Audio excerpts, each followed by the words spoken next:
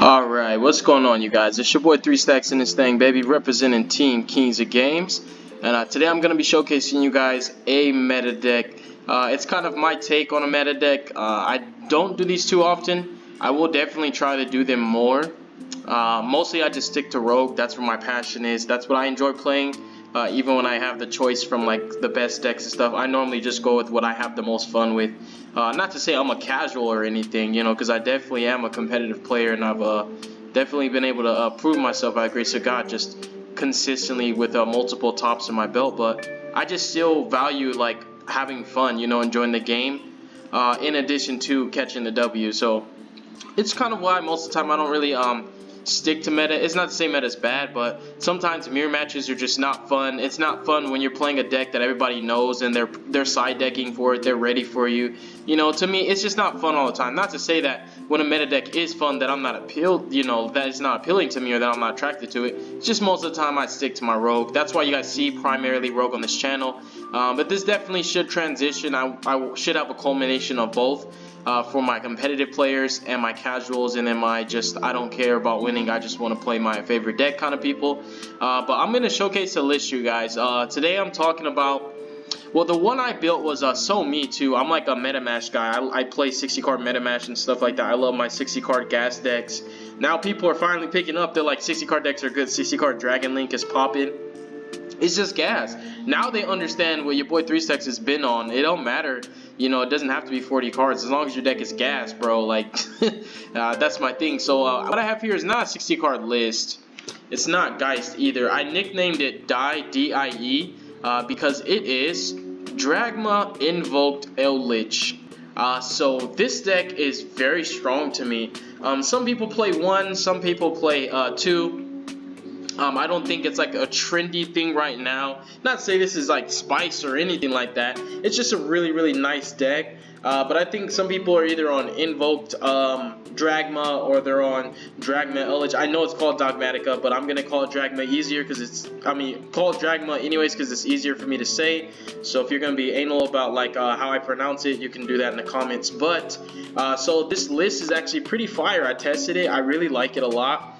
At first I was playing a lot more Eldlich cards, a lot more DRAGMA cards, you know, and I was trying to find space for so many staples that I really wanted to play, and I ended up sacrificing a couple slots, cut down on some things, minimized on it, so I can have room for everything I need, still play a decent amount of hand traps, you know. And another thing about this deck is like all the starters in it. So before I get with the list, my idea behind this deck was I wanted a deck that well, really, I'll say this. Your deck should always have a follow-up in the first place. That's just what you need to have. Like, your deck just has to be ready for that. But I like this deck, and I wanted a deck that could be able to have consistent follow-ups. And what I mean by consistent follow-ups is like, I know that this deck can go +5. Like, it can really go +5, generate a lot of advantage off of 1, 2, and 3 cards, and everything replaces itself. But the most appealing thing about all 3 of these engines combined in one deck is that there is a straight and narrow focus. They don't conflict with each other. They benefit, and I would say like they really supplement each other. And also that all these engines, even if I don't open into all 3, all of them give me consistent follow-ups, so I always have a play for my next turn. Something like combo, like where Dragon Link spits out almost every card in their extra deck. The same with Adamantipator spitting out every card in their extra deck. Of course, Black Dragon saving grace, but it's like after you have no extra deck, what are you really making, you know? So things with those decks is, yes, they're very powerful, and I know that sometimes you just really can't out their boards, but there are some huge problems with them not being able to do that over and over multiple times to the progression of one duel, because it requires so much to do it just that one time. But the thing with this deck here is the board that I put up, I can consistently replace that and also recycle it with Omega, so I can keep doing the same thing over and over and over. And if that's not the embodiment of consistency, my brother, you have to look up consistency. When your deck's able to do the same thing over and over and over again, that's when you have a consistent deck. And I don't just mean like every duel, because this deck can do it every duel, but I mean multiple times in the same duel. If you break my board, can I make it again? You know, can I make it a second time? Can I make it a third time? Can I grind with you? You know, can I overwhelm you? Can I out-resource you? Can I outpace you? Can I get tempo swings? This deck has really powerful bombshells. It's able to mitigate resource management. you know, very effectively. Like one card can pay for another, which is really, really cool. How you can use your cards to pay for the cost of other cards, which is really cool. That's what I mean, like it's all supplemental. It all helps each other. Oh, very, very cohesive like strategy. I like how everything works. D.I.E, DRAGMA, Invoked, Eldlich. So I'm going to get into the list, but I just wanted to say that I think this deck is really strong. I think if I was to play meta, this would probably be one of the contenders for me. But I'm kind of been on like Altergeist and Shittalls and Zephyras and like Prank Kids, you know, and those are still kind of just like not tier 1 or really meta right now. But getting into the list for hand traps, I played 3 Gamma, 3 Imperm. The reason why I chose these over other ones, I wanted to play Ashe, but I ended up putting in tactical talents over Ashe. So a little bit about me as a deck builder. When I build decks, I like for them to be multi-purpose. Multi-purpose by, let me just close that. When I mean multi-purpose, I mean I don't want my cards to just do specifically one thing. I know like certain decks, when they do that one thing, it's good. But the thing with Ashe, that's why I chose talents over Ashe, was because Ashe can only hurt my opponent, but talents can both hurt my opponent and help me. The same thing applies for Gamma and Imperm. That's why I like these hand traps better than Valor, or like, you know, Ghost Server would probably be third in line if I was to pick one. The reason being is because these do hurt my opponent, and the reason why they help me is because these help me to bait negations if I lose the dice roll and I play against combo. These also help to play around like certain cards. They play around Call by the Grave, which is really strong. So whenever I hand trap my opponent, their Call by is dead. And another thing too is that Gamma actually does make Omega, which does rip a card out of my opponent's hand, and it recycles my card. So it makes a boss monster that helps me to maintain my game state as well. Like it's just really, really strong. So these are hand traps that are multi-purpose. They're not just to stop your opponent. They're also to help you to push going second. Something beautiful also about Gamma and Imperm versus Ashe. Or Valor, because Ogre, you could do the same thing with Ogre too. That's why I like Ogre as well, is you could draw these as your 6th card and still use them to break your opponent's board. Imperm, Gamma, and Ghost Ogre work effectively that way, where whenever you're activating powerful cards like your starters, and we'll get into that when we get into that, you can chain any, like Gamma to any negation. You could start off your turn by activating Imperm to try to turn off a negate or bait it. But with like Ashe and like Effect Valor and like any other hand trap like DD Crow, it's just like they're not really the same. You know what I mean? These are high yield hand traps. So I went with just the Gamma and the Imperm. Talents would have been Ashe, but I felt that Talents was better than Ashe for me personally. Not to say Ashe is an incredible card, because it really is. It's probably the most useful and universal hand trap that's hardly ever going to be dead in any matchup. Sometimes Gamma and Imperm might not work, but Ashe will always be able to be used more than likely. The thing with Talents is it effectively was better than Ashe for me in the sense that it helped me to push going second, just like Imperm and Gamma do. Same with Droplets. But also at the same time, it helps me and it hurts my opponent. It hurts my opponent because I could take one of their cards from their field or their hand. And you'll see in one of my replays where Talents really did help me. It was very useful. So that's why I chose it over Ashe Blossom. Not to say that Ashe isn't a good card. Just right now, I'm just really liking Talents. It also helps me to push. I could draw from my 6th card and I could still push. This deck, as strong as it is going first, it can push going second pretty fairly too. I would say that losing the dice roll is not the end of the world. You just have so many powerful starters that require, that's something else I like about my starters, they require the attention of a hand trap. They require it, because if you don't hand trap it, then I'm just going to full combo. And the problem with trying to wait until the middle of the combo is I have a Macabre sitting there, and if I have Talents and Macabre, I play through at least 3 hand traps, which is nice. So like Gamma, Imperm, you know, are basically there, and then Talents and Droplet are kind of like those other flex spots. They're like tech cards, you know, but they're still really, really strong for this meta. I still feel like Droplets is insane, honestly. I know Arclight is a thing, but still Droplets is just way too good to not play in my opinion. And I like main decking it because it's a card you could draw going first or second. The same thing with all of them. So for the 10 tech cards, which are not engine, because the rest of my deck is all engine, you guys. Talents, Droplet, Imperm, and Gamma are not really engine. They're just tech cards that help me to push going second and going first. They really help me to solidify my game state. So they're just universally impactful. I like them a lot. So really, really strong. The reason why I went 2 Talents and 2 Droplets, because I didn't have room for 3 of each. You guys see, I even played 2 Invocation instead of 3. Honestly, like, because of how many engines I'm playing, like, Invocation can kind of be bricky sometimes, because you draw it without Alistair, and that sucks. So moving forward to like the engine, I played 2 Golden Lords. I've wanted to play 3, but I had to cut down on some of the Eldlich cards too. So just 2 Golden Lords. This card's really, really, really strong, you guys. 1 Fleur de Lis. Honestly, even though I only played one, Nadir actually does add it from grave to hand. That interaction, people, I don't think they really pay attention to that. Nadir adds from deck or grave, so I really actually play 4 copies of Fleur de Lis.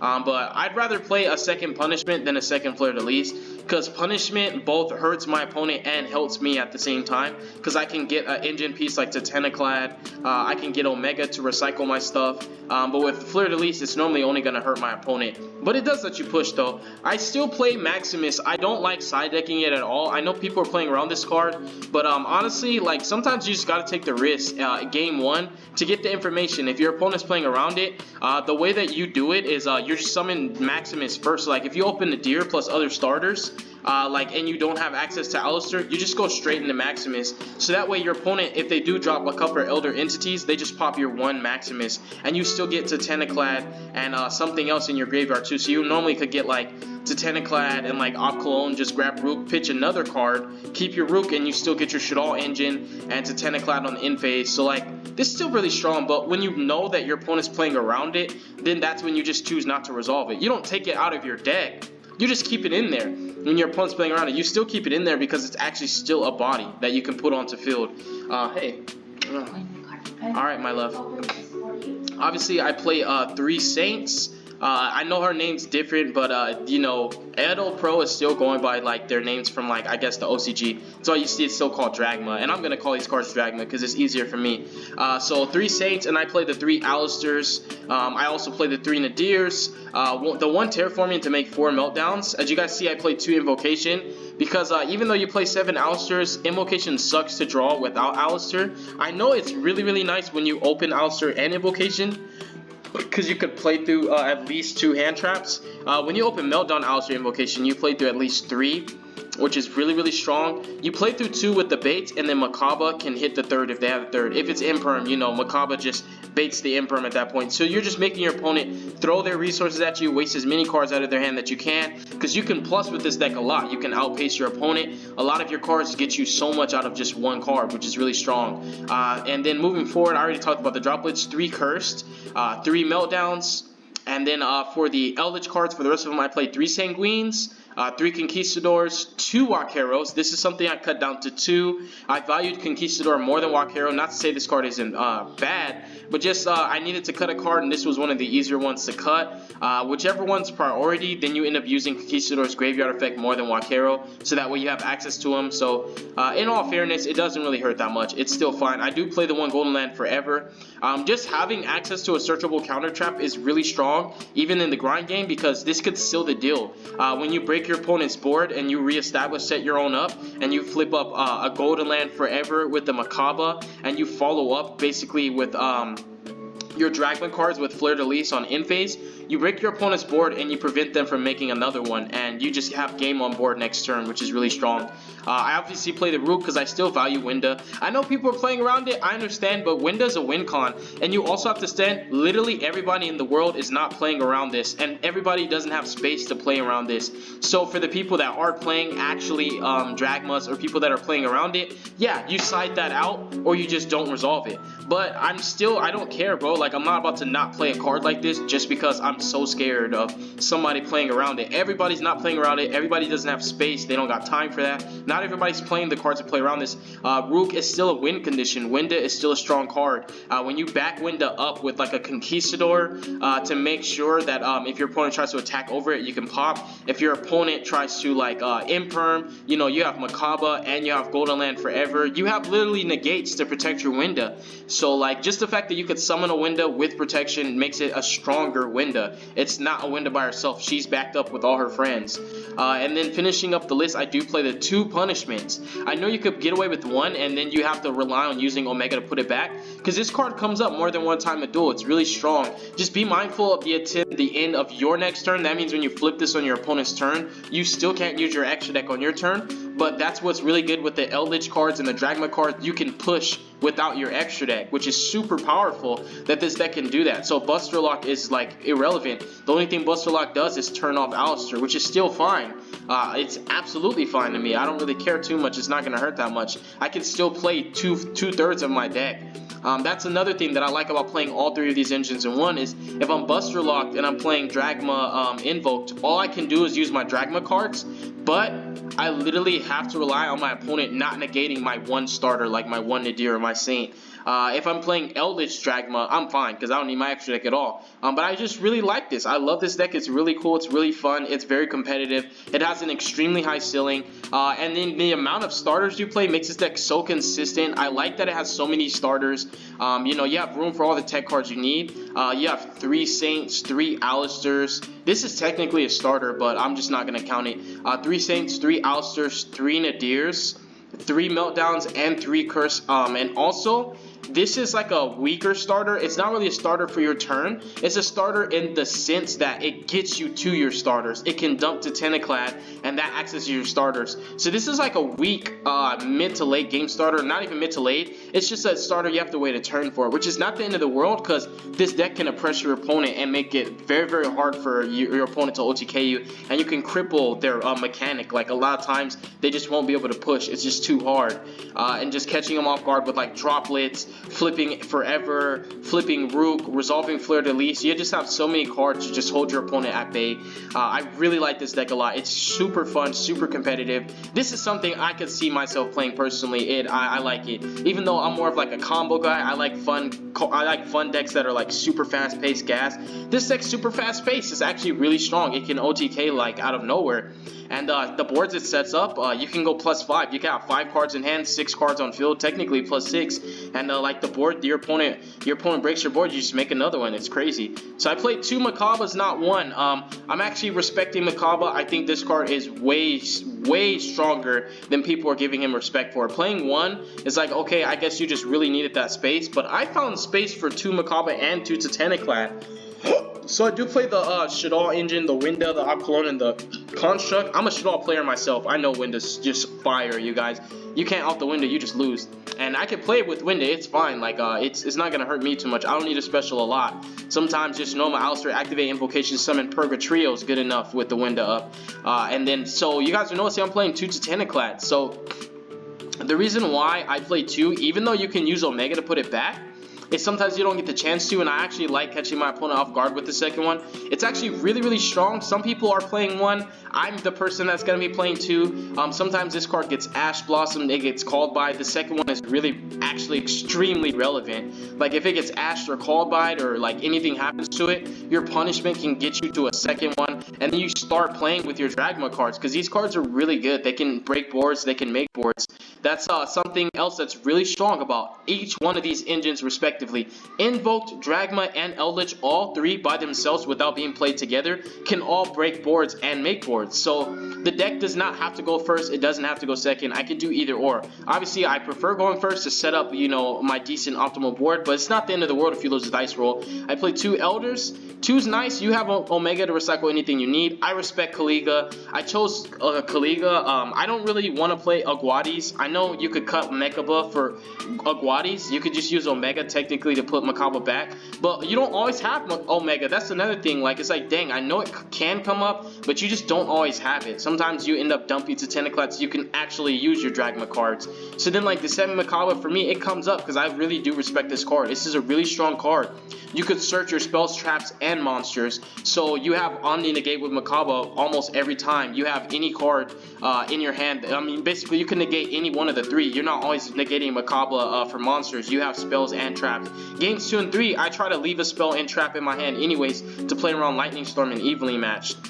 Which is really cool. Another interaction with Makaba in this deck that does come up, because people will be playing droplets against you, is when you activate an effect of Makaba to negate, and your opponent activates Droplet, you can chain Conquistador and pop your Makaba, so he's no longer on the field. Droplet can no longer negate him, and your Makaba resolves. So there's a lot of big brain plays you could do with this deck. There's a lot of hindsight that you can make, which is really strong. There's just a lot. Even Wakaru plays around call by. Like if you want your effect to resolve and your opponent call buys, you can Wakaru banish your own card. Yeah, it gets banished, but its effect can still resolve. Because like let's say for example you send Construct. Construct's effect activates as soon as she hits the grave. Then they try to chain call by. You can chain Wakaru. You know, I'm just saying, like even with Elder Entities, she's sent to the grave, so she activates. They try to chain call by in response to activation. You chain Wakaru, banish her. Now she's still resolved. So like there's so many like cool interactions that you can do if you play your cards right, where you can play around so much. I like Kaliga more. I just really think Kaliga's a win condition. You can actually set up Winda Kaliga. Winda Kaliga, like one special summon and one monster effect and one attack. When you have Conquistador on standby, when they're like, ha ha ha, you guys need to calm down. When you're like, ha ha ha, like, oh yeah, I'm about to, you know, summon Pankratops or something like that, or I'm just gonna like attack over this one, I'm gonna out your board, you know, I'm gonna activate my one good monster effect, I'm gonna Golden Lord you, you know, like there's just so many ways that you could protect your board, and like with Kaliga Winda backed up with any of your Omni Negates, like, because you can actually turn one summon Makaba and Kaliga, like you just have to already open an invocation, but it's still like, the fact that you can do that is crazy. Plus being able to get your golden land for everyone if you need, like you just set up really decent boards. Like Omega's just too strong to not play. The Wind Pegasus at Ignister is a really strong card. It just gives you a removal that your Elder Entity Natisse just doesn't have that. And then I play Almaraz Insecure for the Invoke and just so you could get access to your DRAGMA cards. 3 Lightning Storm, 3 Dark Ruler, 3 Evenly, 3 Appointer, and 3 Judgment for the side deck. These 9 are for going second. I don't need too many hand traps. This deck's actually really, really good. I don't care that my opponent can rip one card out my hand and put up one Borreload Savage in a pop. This deck can push through one Dryden and one Negate. Like, it's like, are you kidding me? If your deck can't push through one Dryden and one Negate, it's like, dang, your deck's fragile then. Like, and I like these too because you could draw these as your 6th card, and now Charles can't do anything about that. That's the difference with these and hand traps. But at least with the hand traps I play, so if you guys see my theory on it, also, my impactful cards that help me going second, I can draw them as my 6th card, and it doesn't make them dead. But the thing with like hand traps is if I draw Ash or if I draw Effect Veiler, you know, or even Ghost Stoker sometimes as my 6th card, it doesn't help me. But with Lightning Storm, Evenly, and Dark Ruler, I don't care. Even if there's a chance my opponent could snipe it on my turn 1 hand, I will play into that risk. I don't care. Like, I'm ready for them. So I'm not about to not side these just because I'm scared of one deck, Infernoble. Every other deck right now in the format cannot really snipe these from your hand. And with Buster Lock, even if you Dark Ruler and they play around it with Buster Lock, you don't need your extra deck to push. You could just push, you could just use Golden Lord. You could even, if you want your extra deck, you could just pay 8, grab Golden Lord, pitch, get rid of the Borreload Savage because you Dark Ruler with them, and then normal Alistair anyways. And if you need to break their board, you go to Purgatrio to kill everything, even though they take no damage. If you're okay with leaving them with whatever they have left, you just summon Makaba and you set your board up. A pointer is just so that I can make sure that I can snipe, just like Infernoble's trying to snipe me. What I like about a pointer is that I can hit their card that they drew 4 turns. So this is something you gotta really be careful with, because any deck can play this. So Judgment and a pointer just make me this deck even more powerful going first than it already is. So now I'm gonna go to some replays, you guys. I think one of my favorite duels with this deck was against Sky Strikers. It was a really good duel. I gotta go to D. I went too far up. Alright, I nicknamed it Die, like I said. So let's go Die versus Adamanticators. Unfortunately, I opened Gamma both games. Oh, this was a different build too. This is when I played more Eldlich and more DRAGMA cards, and I ended up slimming it down. I'm so glad that I did because it's more consistent. It's working out a lot better. See, I bricked on so many Eldlich cards. I cut down on Wakero. I don't even play white anymore. But look at my hand. It's pretty bricky, but I drew like one of the best hand traps in the game, and I'm top decking in the Maximus. That's not going to help. His hand is weak in the sense that it doesn't actually play around Gamma. If I had like Imperm or Ash, he would actually be able to play around it. I feel like he would. Well, let me see. Yeah, he would because he has the extender. He has Gigantus. So like if I Imperm his Doki, like he activates this, he normals Doki. Doki pitch this, I Imperm the Doki. He's like, alright, bet. Follow up with Gigantus, make Gallant Grand Knight, search Block Dragon, combo. So he plays through Imperm or Ash, but not Gamma, which is really nice that I opened the Gamma because I was probably going to lose if I didn't. So he's going to activate Shade. Normal Doki, he's going to pitch. I'm going to Gamma right here. I'm going to Gamma right here, and then let's just see if he has any extender, which he does. He actually does have the extender. He has the Gigantus. He just unfortunately doesn't have enough Earths. He kind of misplayed. He used Tackle to book this. I wouldn't book this because it doesn't get banished now, and now you just gave me a free body. I mean, unless you're playing around Lightning Storm or Evenly Match, but this is game 1. Why would you do that? But he has 2 Earths right now, so like basically he can't combo because all he can literally do is summon Black Dragon and resolve it.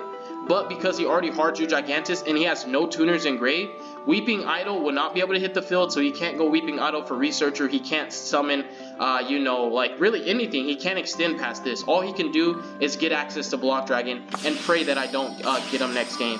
So he's going to go Gallant for block. He has enough Earths to summon the block, but it's just kind of unfortunate he didn't have anything else. No tuners. So he's just going to search one of each of the tuners, which is really strong. If I don't OTK him, he has a big push next turn. And he hasn't used really anything from his extra deck except two.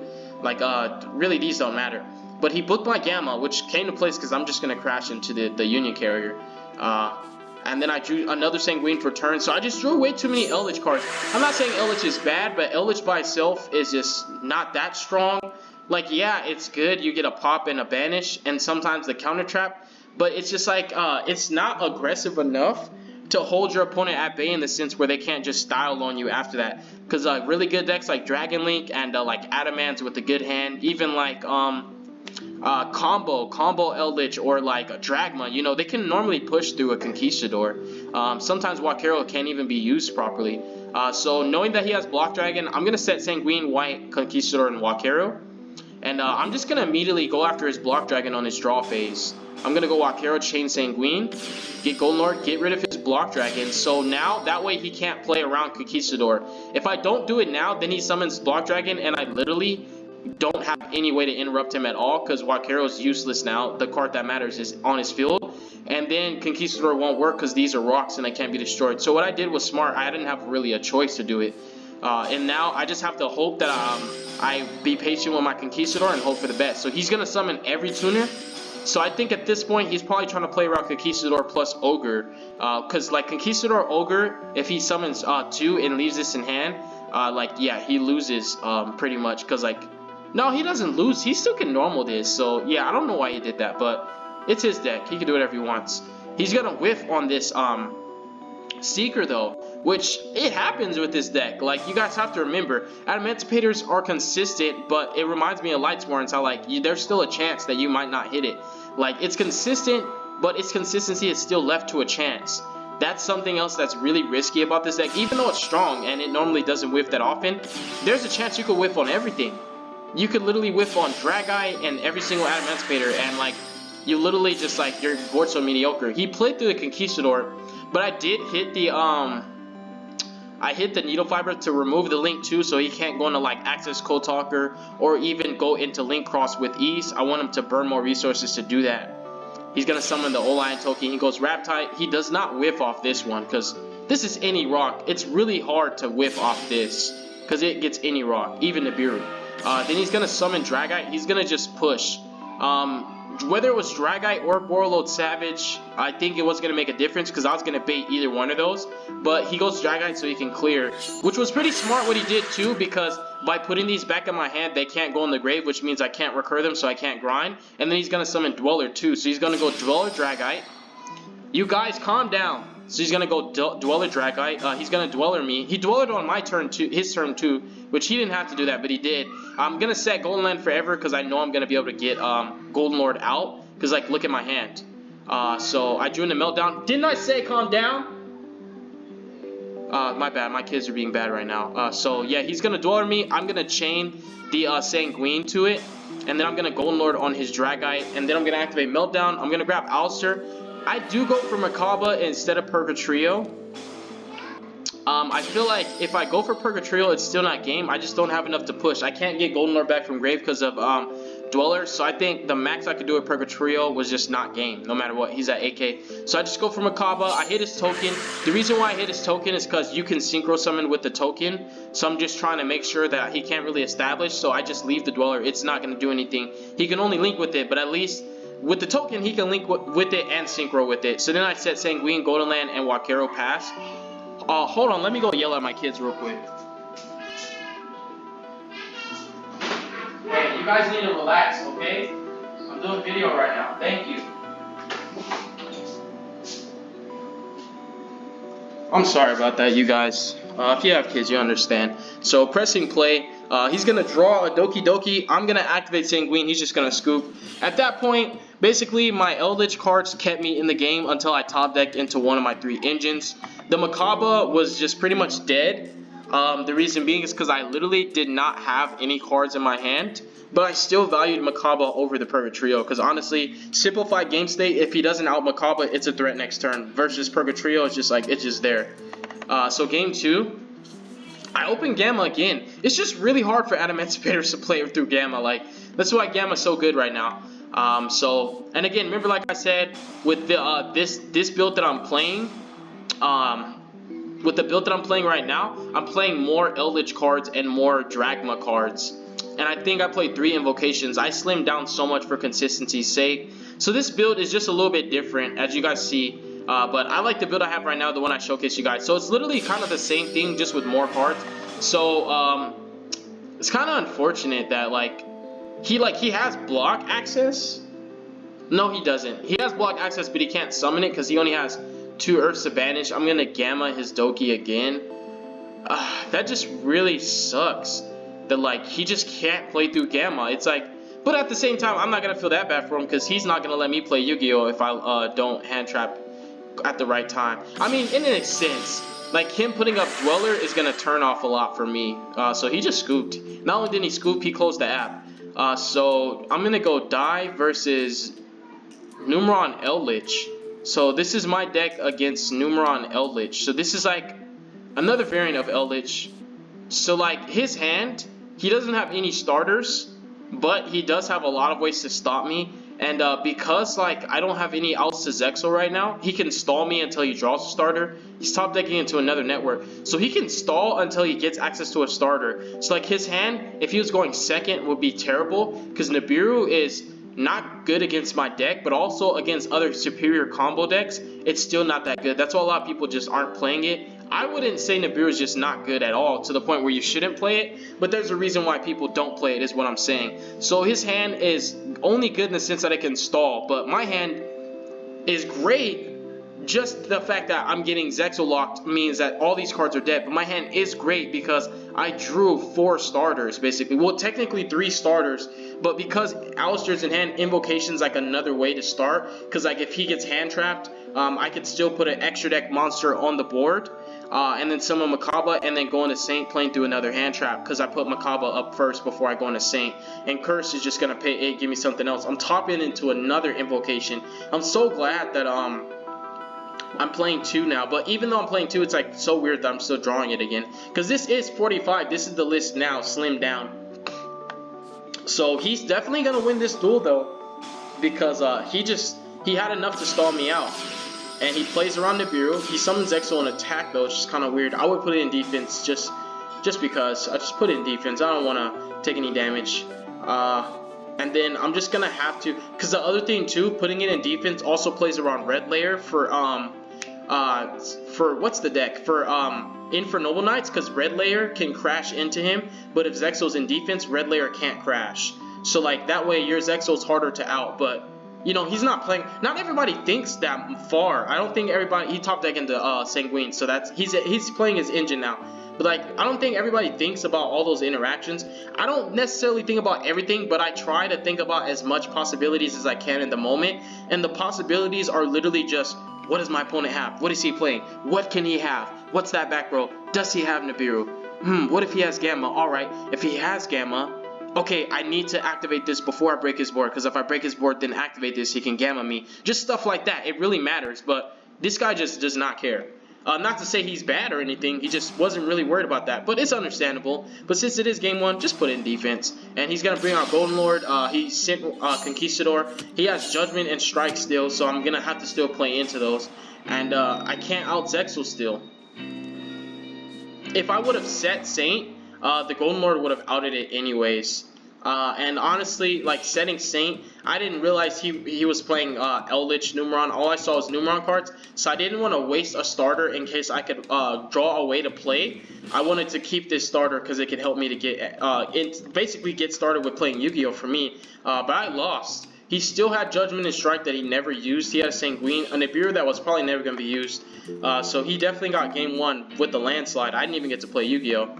But Gamma and Imperm are also Zexal outs. That's another thing about those 6 hand traps. There's Zexal outs. My opening hand, oh my goodness, my hand's great again. He has network, 2 Eldlich cards. Oh, this is great. This is a good hand going first.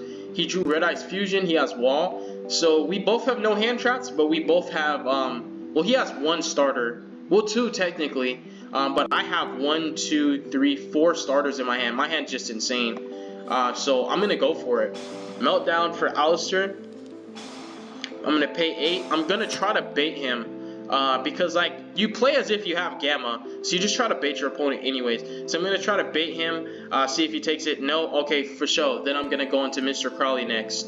So I go into Mr. Crowley, effect. I'm gonna grab Invocation. I'm gonna link and Almirage link in the Secure Gardener. So now I'm gonna summon Makaba. So now if you hand trap me, it better be Imperm. So I'm gonna grab that back with Invocation, activating the Deer. This is like full combo for my deck. I open into every bit of my engine. So I know that he's not playing like actual DRAGMA cards. I saw his deck turn 1. It's Eldlich Numeron. Not to say he doesn't have space in his extra deck to throw a couple Elder Entities, but I didn't care. I was willing to just set my board up this way. But if you want to play around it, you just dump the Tentaclad and search for Ecclesia. And then you just special her out and search for DRAGMA Punishment. And that's how you play around it, but I didn't care. I was just very confident. So I'm gonna, as you guys can see, I'm keeping a trap in my hand. I know Wakero, like you could set it and it could just be a body, but I felt keeping a trap in my hand for Makaba was really important at all times. And then to Tentaclad on in phase, it's gonna grab me Ecclesia. I'm going to search for my punishment.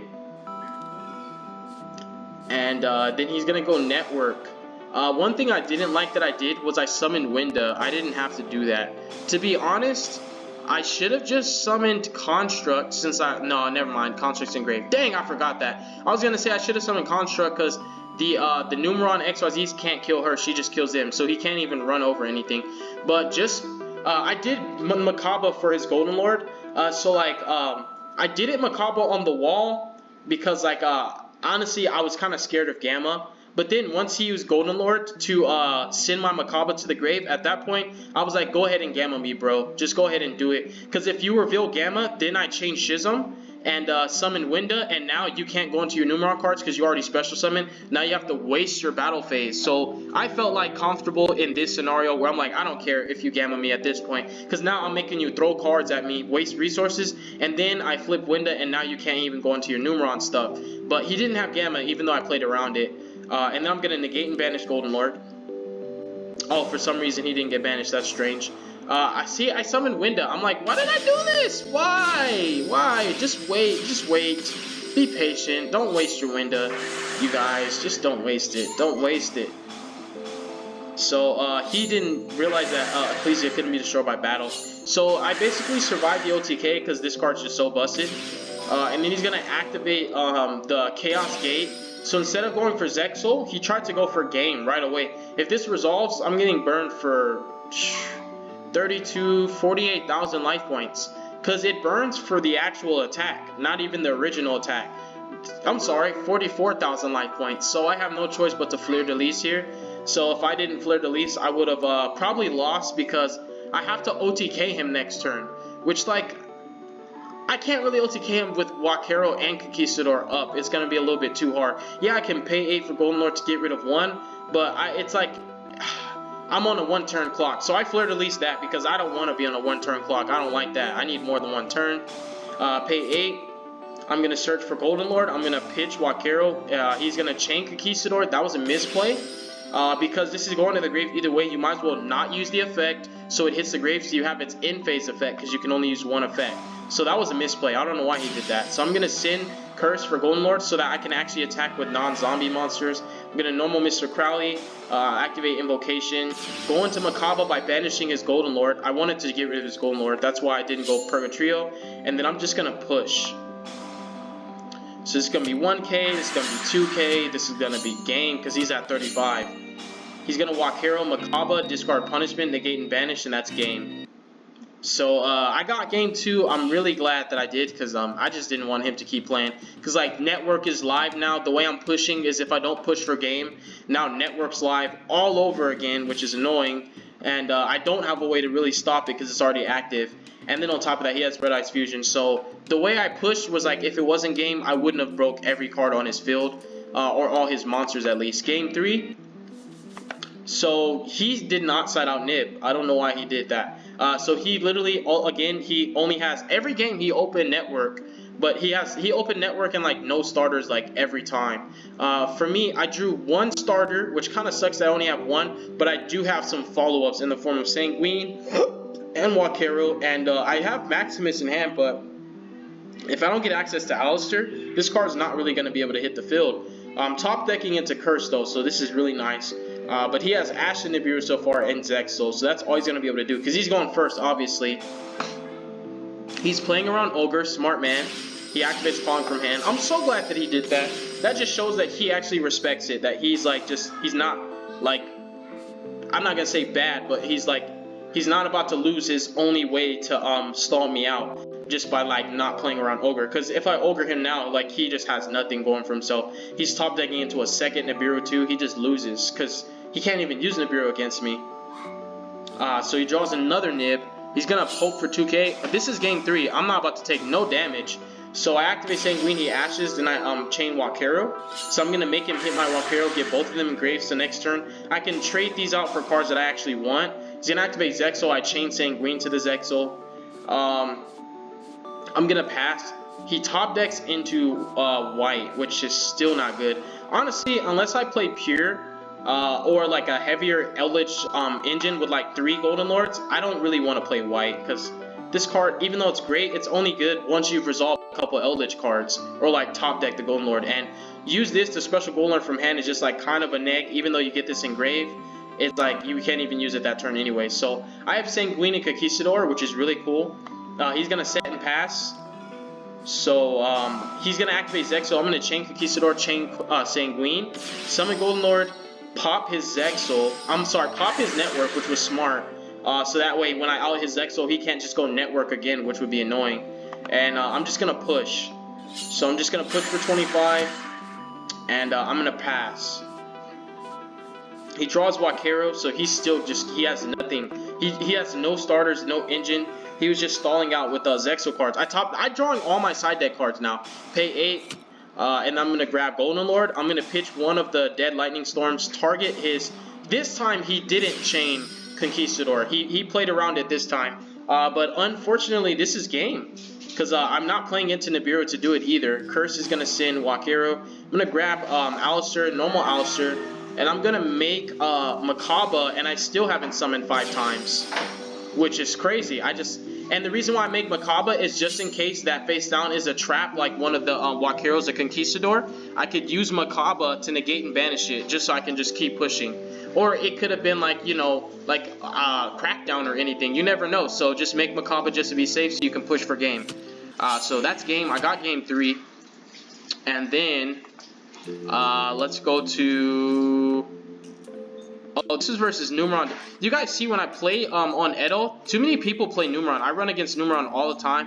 Like, and I just don't like Numeron. It's so boring. It's so easy, so free. I feel like people just want free wins that they don't have to think for, so they just play Numeron. I wouldn't play Numeron because like there's no thought process around it. Like, okay, activate Calling from hand to play around Ogre, Conquistador, and Sanguine to play around Imperm or Droplets. Like, okay, that's the only really skillful interactions that come out of that. Otherwise, it's just Zexal pass. If I'm locking my opponent out the game, I at least want to work for it or have some kind of like some kind of fun in the process.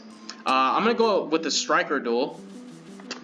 So as you can see, he basically has one starter, because this does get Area 0. Area 0 is like a weak starter because like the Adamantimators, you whiff off of it. And then he has Desire, so he has like 2 halfway starters. This converts to like 1 starter, these 2 together.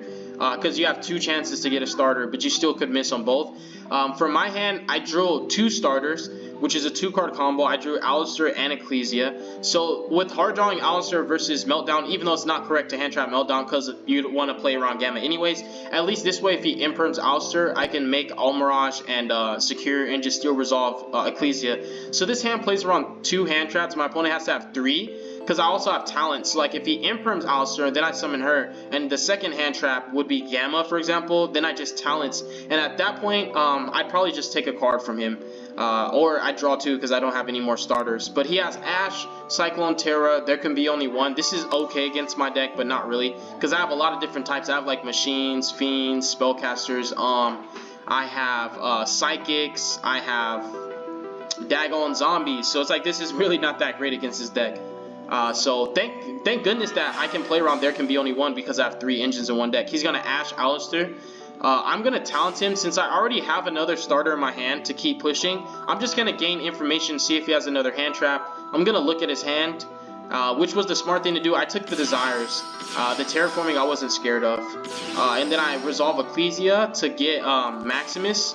And seeing his hand, I'm just like, I'm just going to resolve Maximus, dude. Like, just looking at his hand, like, is he really playing daggone DRAGMA? I highly doubt it. Maybe, yeah, this could be like, oh, maybe this is Meltdown, but there was just no information that inclines that he would be playing DRAGMA. Why would you play There Can Be Only One in DRAGMA? Why would you play There Can Be Only One in, you know, like, because people are playing Invoked with like Eldlich and DRAGMA, so you still can't really play it. So this is like, just push with Maximus, dude. So I just went to push with Maximus. I'm gonna dump Op Colone and also the Titaniclad. And in phase, I'm going to add Fleur de Lis. I'm going to use Conquistador to set Sanguine, because I ended up discarding the Conquistador when I resolve Op Cologne to grab Schism, because I just wanted this to be converted into this so I can get Golden Lord access. Golden Lord access is more important than a body that doesn't do anything. So my Grave can summon Winda.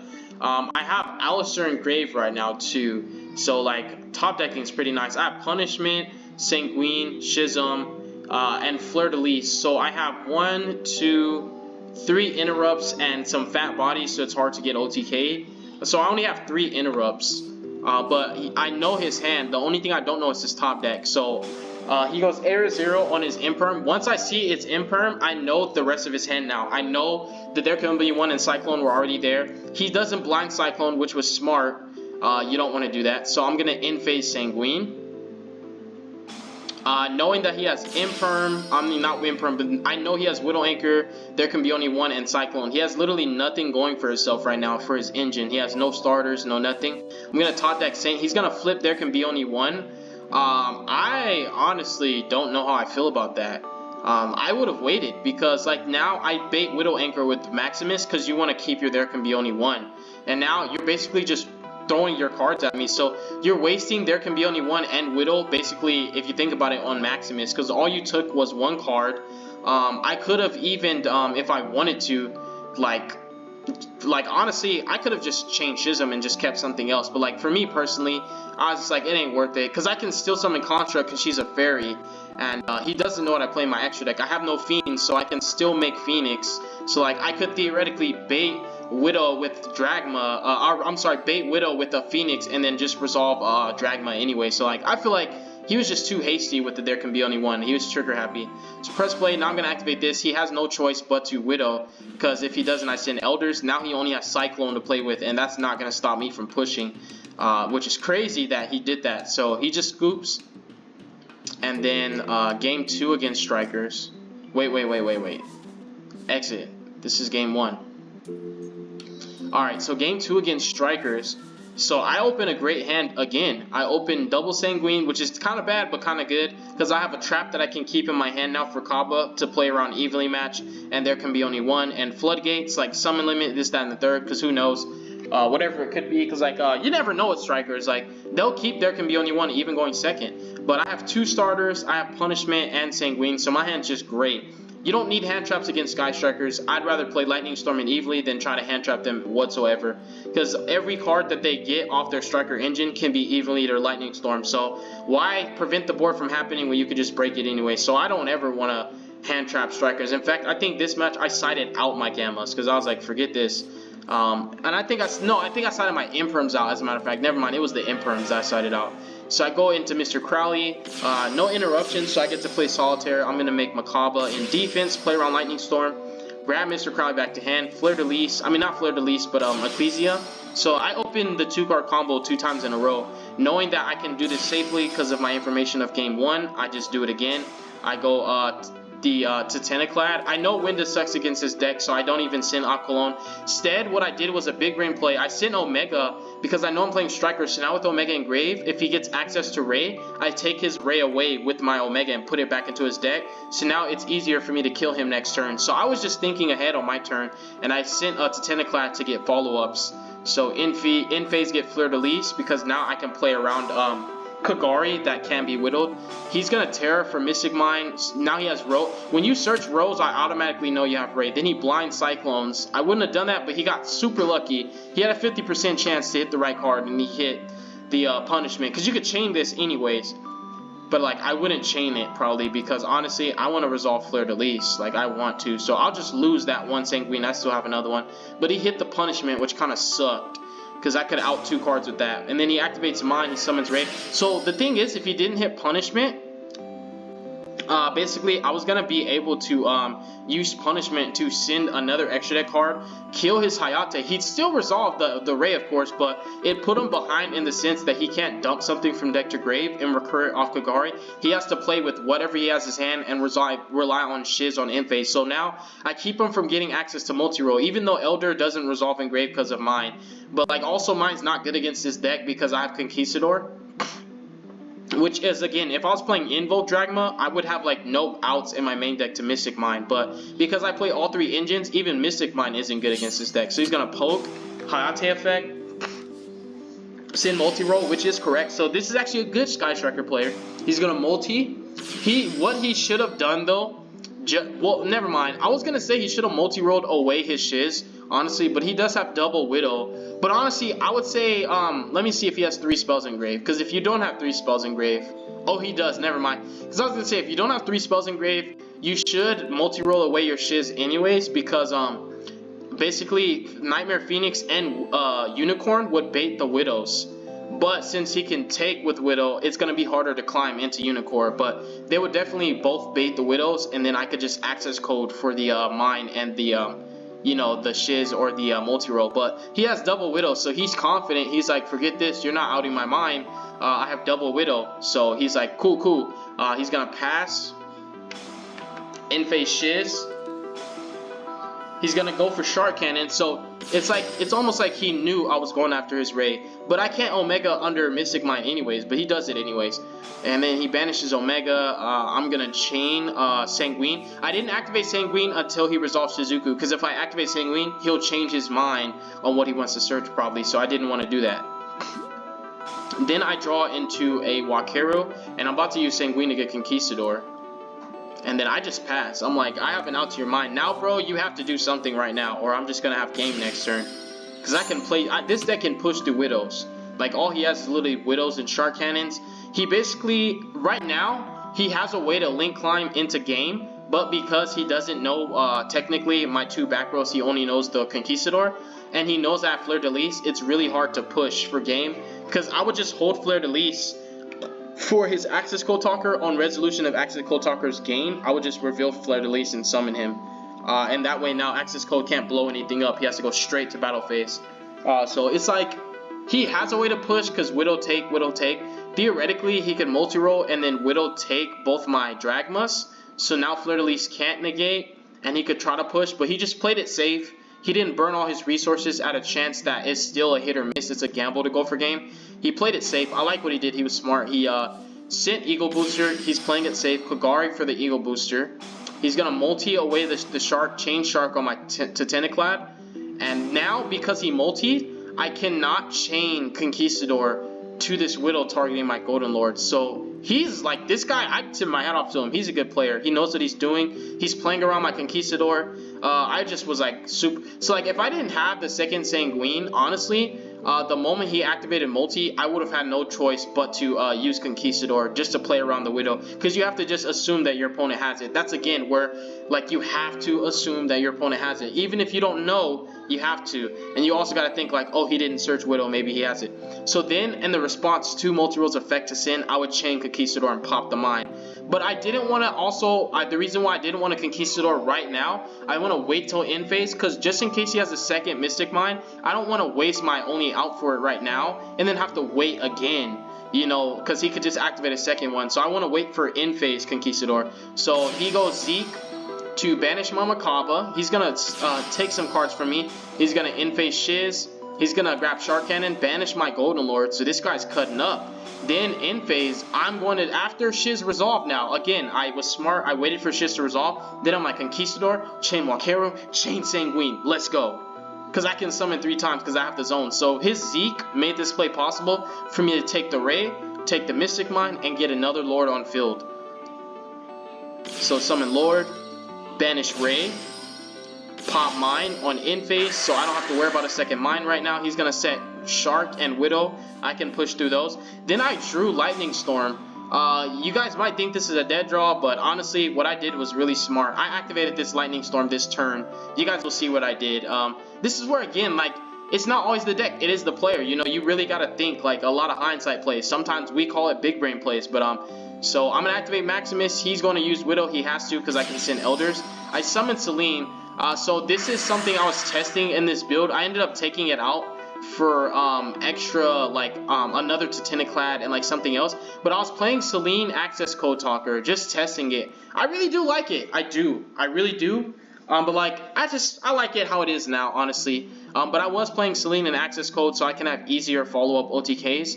I might go back to it. Honestly, I like the Celine Access Code because these are spellcasters. You only need one of them. And what else? The interaction I liked with it was I could use Conquistador and Wakero like I just did, plus a spellcaster to make Celine. So I can push for Access Code, and even if it's not game, I get the graveyard effects to recur for follow-up. So I like that. I might just go back to Celine and the Access Code. He activates Ogre to the Celine. He's like scared of the Access Code, and then he's going to, I'm going to Golden Lord to, you guys might think, oh, why did you do that? So I Golden Lord get rid of my Magical Meltdown. The reason being is because I'm trying to take all face-up cards from my field. Because if you see Golden Lord, he says, then you can special zombie from your hand. I was not going to do that. I was just going to add them to my hand.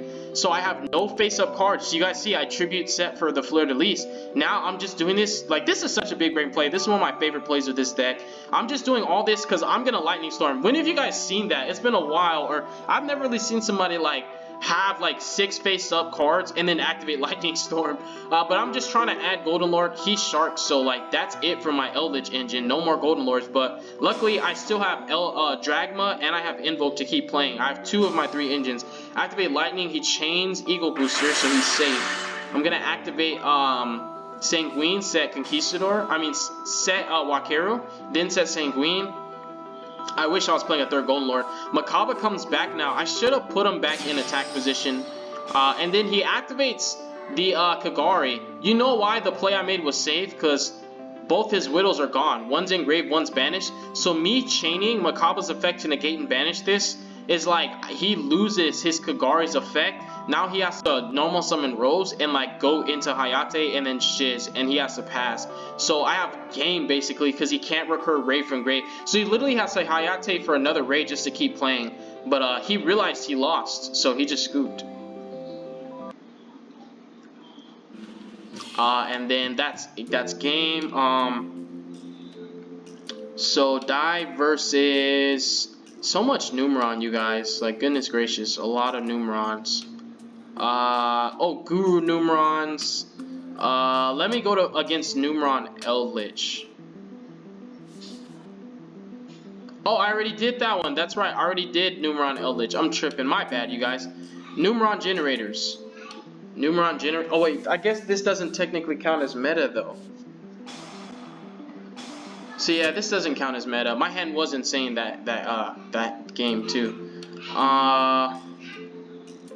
I guess Guru Numeron's more meta than like Generators is because people are playing Subterra Numeron. Alright, so swap.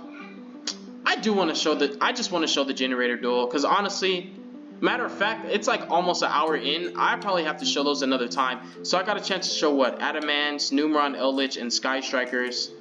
I still have duels against Salamangreat. I won all these duels. I think I lost against I don't remember.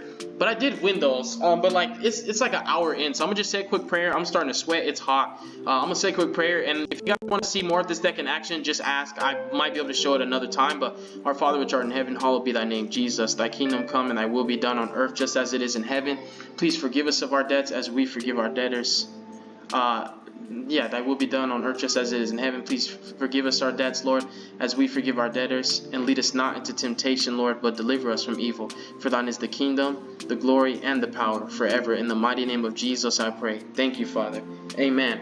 All right, you guys, deuces is wild. Hopefully you guys enjoyed this video. I'll showcase the deck list one more time. Some people might find my ratios to be weird, but I found a way to make everything work for me and for consistency's sake. Not playing 3 of this, not playing 3 of this, and not playing 3 of this. Because this is situational, this is situational, this is situational. You know, cutting these down to 2 ofs is like I still see them, but I don't see them too much.